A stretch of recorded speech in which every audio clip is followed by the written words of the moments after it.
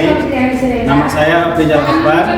Dengan NIM 859888138. Di sebelah kanan saya dengan NIM 8783.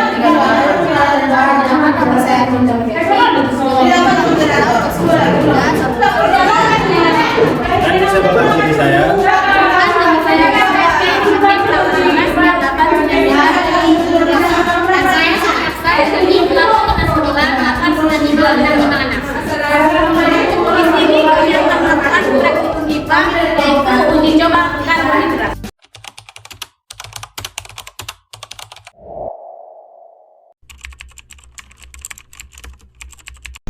Adapun alat dan bahan yang kita gunakan, yang pertama alatnya itu piring plastik 2 buah, pipet 1 buah.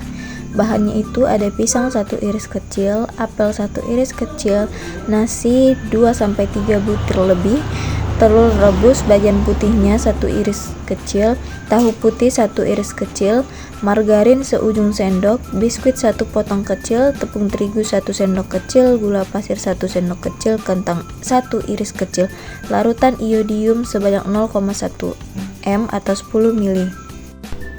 Cara kerjanya, yang pertama, setelah disiapkan alat dan bahan tadi, kita letakkan semua bahan makanan di atas piring plastik dan beri label nama pada setiap bahan. Teteskan larutan iodium pada masing-masing bahan makanan menggunakan pipet. Amati perubahan warna yang terjadi pada bahan makanan. Setelah itu, barulah kita tunggu beberapa menit sampai perubahan warna terjadi pada makanan. Setelah itu baru kita catat hasil pengamatannya. Larutan iodium digunakan untuk mendeteksi adanya amilum atau pati dalam bahan makanan. Bila suatu bahan mengandung amilum, maka setelah diteteskan iodium akan terjadi perubahan warna menjadi biru kehitaman. Sebaliknya, bahan yang tidak mengandung amilum tidak menunjukkan perubahan warna. Hasil pengamatan bahan makanan yaitu pisang, perubahan warna setelah ditetesin iodium menjadi biru kehitaman. Apel tidak berubah atau biru kuning kecoklatan. Nasi menjadi biru kehitaman. Telur rebus atau putihnya saja, tahu putih dan margarin tidak berubah atau tetap putih. Sedangkan biskuit menjadi biru keunguan, tepung terigu menjadi biru tua kehitaman, dan gula pasir tidak berubah sedangkan kentang biru tua kehitaman.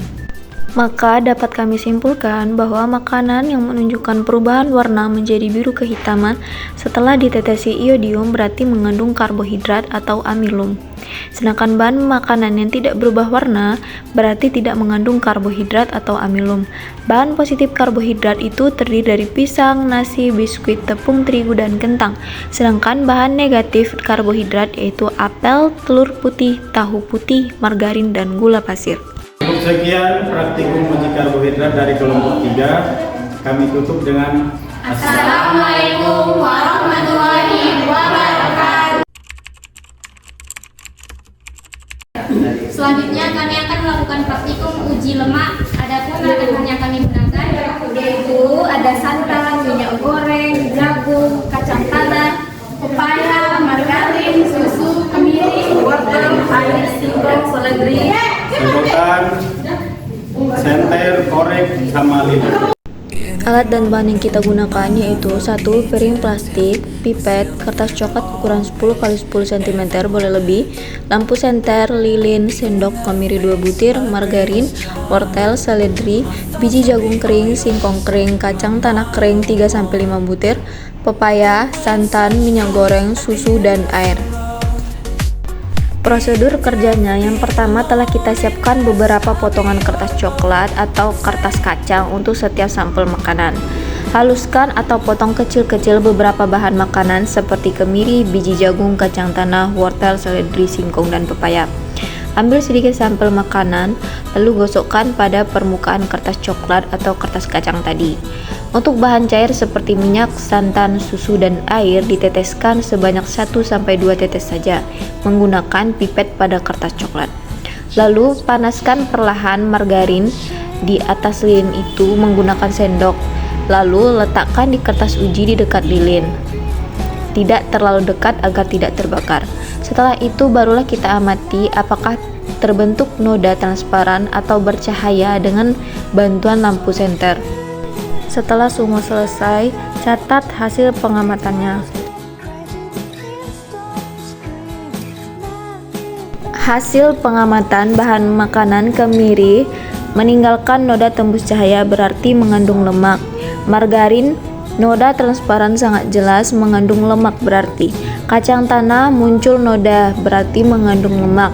Santan muncul noda bening cukup besar berarti mengandung lemak. Minyak goreng noda sangat terlihat jelas berarti dia mengandung lemak.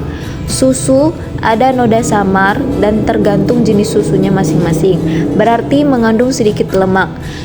Dan juga biji jagung kering juga ada noda tipis berarti mengandung sedikit lemak. Pepaya, wortel, seledri, singkong kering dan air tidak ada noda sama sekali berarti tidak mengandung lemak. Alat dan bahan yang kita gunakan. Yang pertama alatnya yaitu piring plastik, pipet, lilin, alas gelas atau piring kecil, cangkir plastik, sendok makan, korek api, jepitan jemuran atau penjepit tabung reaksi, dan kertas label.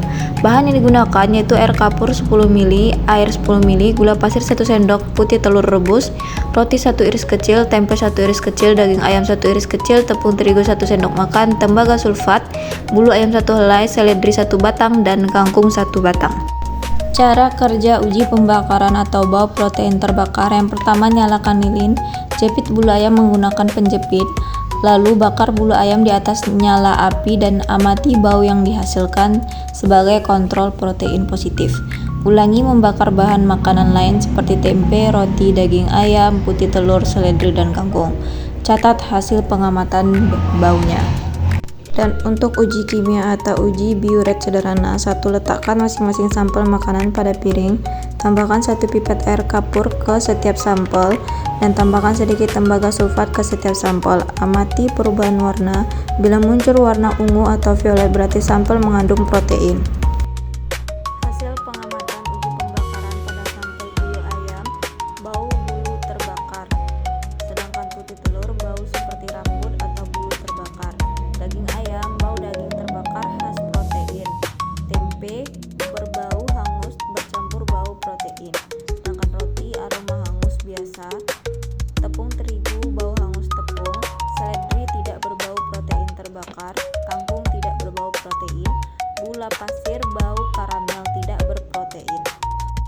Untuk hasil pengamatan uji kimia, uji biuret sederhana yaitu pada sampel putih telur terlihat perubahan warna ungu jelas. Daging ayam berwarna ungu, tempe ungu keunguan, roti ungu sangat samar, tepung terigu ungu muda, seledri tidak berubah, kangkung juga tidak berubah, dan gula pasir juga tidak berubah.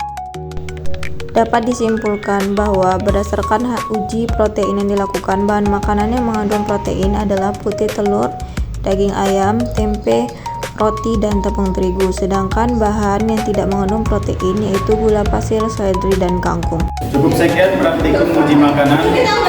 Yang pertama karbohidrat, yang kedua lemak, dan yang ketiga protein.